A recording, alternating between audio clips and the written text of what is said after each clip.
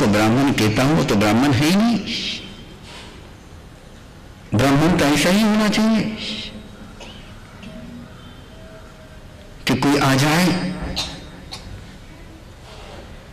तो आसमान में छलांगने लगाए, और कोई चला जाए तो रो रो करके धरती और आसमान एक न कर दे।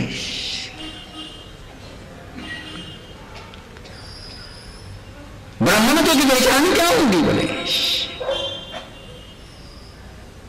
बहुत सारी पहचान उसने सामने रखी, बहुत सारी डेफिनेशन उसने सामने रखी, ये है कि नहीं है। और छोटे भाई को लगा कि सच में ब्राह्मण तो ऐसा ही होना चाहिए।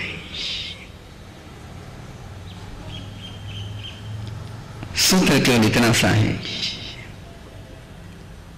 बात अपने लेवल से शुरू नहीं करनी पड़ती, बात सामने वाले के लेवल से शुरू करनी पड़ती है। बच्चे को चलाना सिखाते हो ना, अपने स्पीड से चलाना सिखाते हो कि उसके स्पीड से चलते हुए चलना सिखाते हो? कौन सी स्पीड लेते हो? और कहीं नहीं चाल फटाफट नहीं, बिल्कुल उसके कदम दर कदम चलना पड़ता है। उसके ही चाल से उसको चलना सिखाना पड़ता है, अपनी चाल से सिखाना नहीं पड़ता है। हमारी सबसे बड़ी खामी कोई है, हमारे कह रहा हूं मैं, हमारी कह रहा हूं, तुम्हारी नहीं कह रहा हूं। हम आपको हमारी स्पीड से दौड़ाना चाहते हैं, आप जैसे चल सकते वैसे नहीं चलाते। चलो मेरी स्पीड से चलो,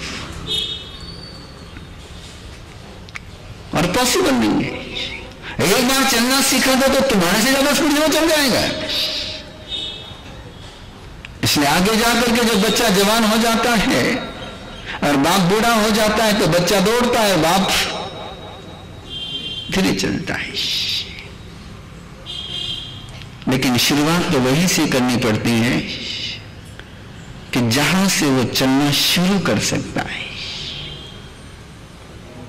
और इतनी गहराई से उसको चलाया, इतनी गहराई से चलाया कि जब सामने वाले ने कहा कि सच में तुम ही ब्राह्मण हो। कौन ब्राह्मण है? तुम ही ब्राह्मण है, और तुम ही इस सारे भोजन के अधिकारी हो, तुम ही सच में इसके मालिक हो, तुम्हारी पूजा करनी चाहिए, तुम ही वंदनीय हो। शुरुआत यहां से हुई थी कि तुम निंदनीय हो, और समापन वहां हो गया था कि तुम ही वंदनीय हो। यात्रा कहां से शुरू होनी चाहिए इसका कोई मूल्य नहीं, यात्रा कहां पहुंचती उसका मूल्य है। वंदनीय से शुरुआत होकर के निंदनीय पर पहुंचो तो नरक है, वंदनीय से शुरू होकर के निंदनीय पर पहुंचो तो नरक है, और निंदनीय से शुरुआत होकर के वंदनीय पर पहुंचो तो सिद्धि है, समाधि है। बहू कैसी आई इसका मूल्य नहीं है, बहू तुम्हारे घर में आने के बाद कैसी बनी इसकी कीमत है।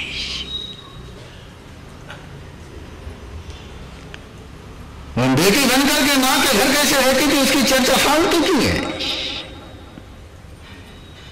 तुम्हारे घर में आने पर तुमने उसको कैसे ढाला यही महत्वपूर्ण है।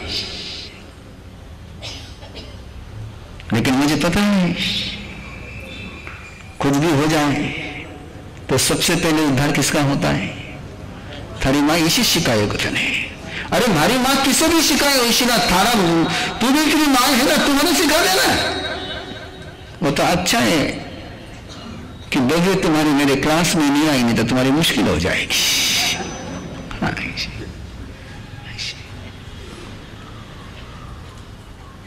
मेरी मां थी, जैसा उसने था वैसा मुझे उसने बचपन में रखा, लेकिन भविष्य की मां तो तुम हो मेरी। भविष्य की मां कौन है? जो जन्म दी वो मां है भविष्य की, कि जिसने बहू बना करके लाया वो है। यात्रा कहां से शुरू हुई वो महत्वपूर्ण नहीं, यात्रा कहां पहुंची पहला कल था कि छोटा भाई बड़े भाई को पहचान भी नहीं पाया।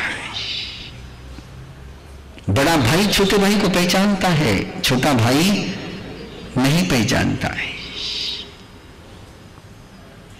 और ये बिल्कुल सत्य है, बिल्कुल सत्य है। घटिया लोग बढ़िया लोगों को कभी पहचान नहीं पाते। छोटे लोग बड़ों को पहचान नहीं पाते। कैसे पहचानेंगे? और छोटों से ये उम्मीद करना कि वो बड़ों को पहचान ले, ये बड़ों की सबसे बड़ी मूर्खता है। बात ध्यान में आ रही ना था कि जितना भी थे वाक्य बोलता नहीं और दिन भर में कसरा याद करता जाओ एक एक वाक्य साथ ही। किसने किसको समझ के लेना है? छोटा जी बड़े को समझ के लेता, छोटा जी बड़े को जानता, तो ऐसा करता ही नहीं। लेकिन तुम बड़े हो, बड़े ने छोटे को संभालना चाहिए।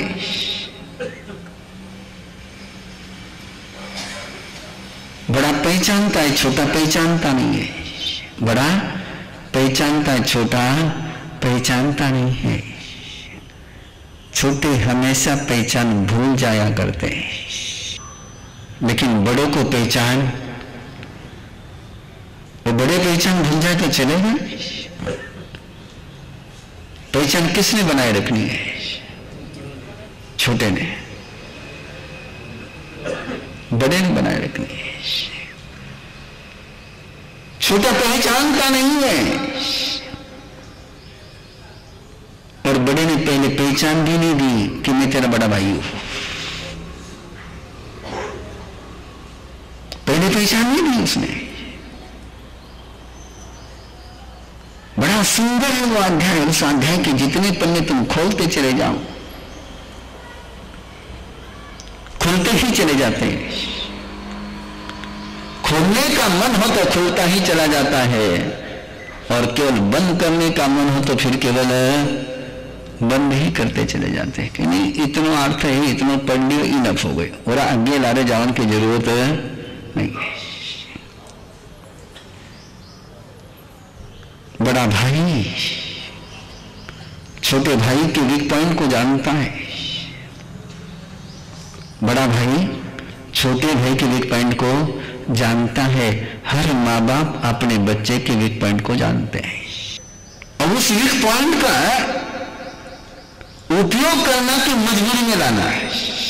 जल्दी से बोल जो। और माँ बाप क्या करते हैं?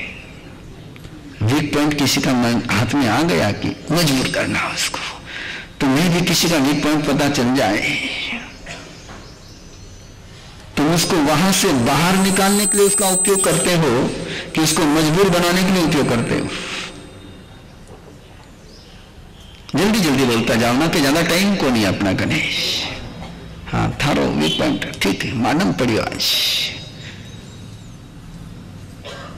किसी का माइनस पॉइंट मालूम पड़ने के बाद, किसी का वीक पॉइंट मालूम पड़ने के बाद उस वीक पॉइंट को स्ट्रॉन्ग पॉइंट में कैसे डेवलप करना, ये बड़े की ड्यूटी है, अधिकार नहीं। और बड़ा इस काम को नहीं कर पाए तो उसको बड़ा कहलाने का अधिकार नहीं है। बड़ा भाई जानता था छोटे भाई का वीक पॉइंट क्या है, और उसी वीक पॉइंट को लेकर के वो चला, और उस वीक पॉइंट के आधार पर, उस माइनस पॉइंट के आधार पर जो अज्ञान था छोटे भाई के पास, उसी अज्ञान के अंधेरे में ऐसा उजाला कर दिया, ऐसा उजाला कर दिया कि छोटा भाई बड़े भाई को भगवान के रूप में पूजा करने लग गया। तब भी छोटे भाई ने बड़े भाई को भाई के रूप में नहीं पहचाना था। तब भी बड़े भाई ने अपना परिचय नहीं दिया कि मैं तेरा बड़ा भाई हूं। जब छोटे भाई ने कहा कि तुम आहार ले हो, और तब वो कहते हैं कि मुझे तेरे आहार से कोई लेने देने के लिए नहीं, आहार लेने के लिए नहीं आया, तुझे लेने के लिए आया। किस लिए आया हूं? मेरी रिक्वायरमेंट पेट की नहीं है, मेरी रिक्वायरमेंट आहार की नहीं है। आहार तो मैं किसी आंगन से जाकर के ले आऊंगा, लेकिन तेरे आंगन में आहार के लिए नहीं, तुझे ले जाने के लिए आया हूं। मैं नहीं चाहता हूं कि तू संसार में भटके। ये वात्सल्य, ये प्रेम, और उस प्रेम को इतना छिपा के रखना है। किसको छिपा के रखना है? तुम्हारा प्रेम में समझे को नहीं रहे, तुम्हारा प्रेम समझ में साले को नहीं रहे। किसका प्रदर्शन करते हैं आप? किसका शो करते हो? प्रेम शो का विषय है। प्रेम कोयला है या डायमंड है? डायमंड हमेशा तिजोरी में रखे जाते हैं, दरवाजे पर लटका करके नहीं रखे जाते हैं।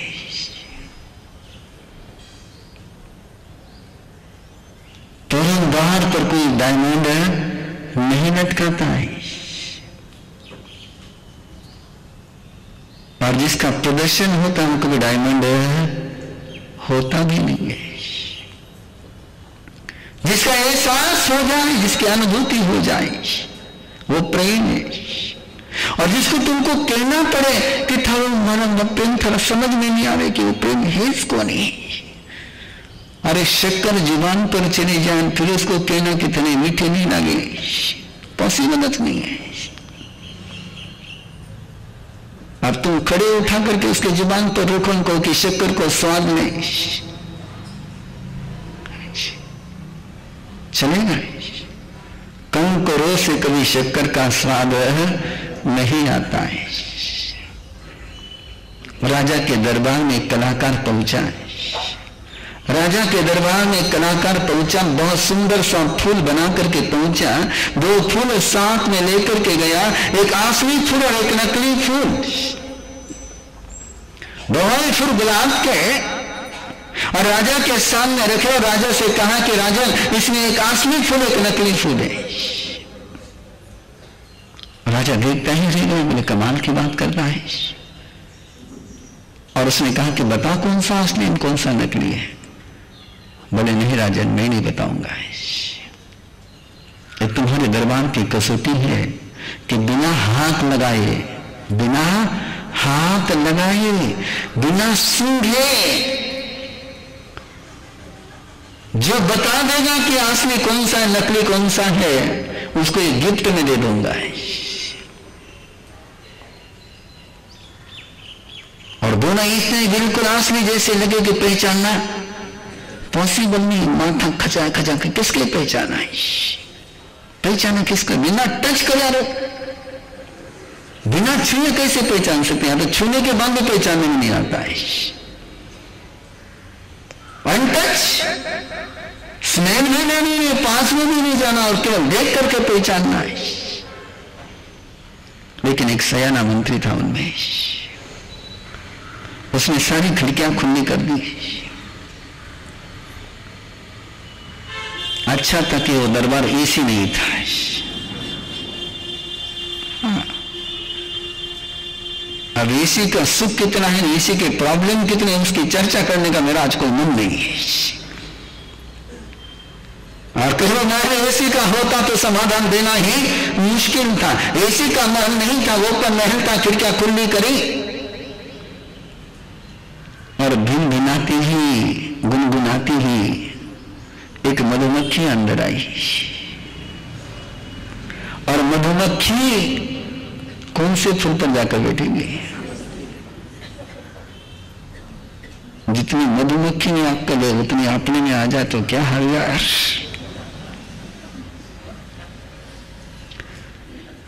लेकिन सयाने उसको नहीं कहते कि अपने पास अक्कल न हो तो माथा पिटता रह जाए।